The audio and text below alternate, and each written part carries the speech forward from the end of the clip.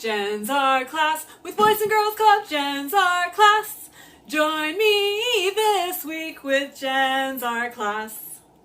This week's Boys and Girls Club art activity from home is rock animals. So, what do you need? You need a rock and some paintbrushes and some paint and maybe a Sharpie as well.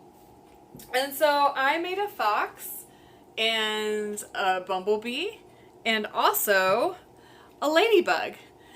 You can see online how to make any animal you'd like step by step, but I'm going to show how to make the ladybug today. And so I went ahead and painted the stone white at first because I want to get a nice vibrant color. And then I painted the stone red. And then I went ahead and started adding the details of the ladybug. You can use black paint, you can also use a black Sharpie, and you put in the little dots there and the lines and the face. And then last but not least, add the white, the little antennas and the eyes and the mouth. And there you have your ladybug. So paint some animal rocks today.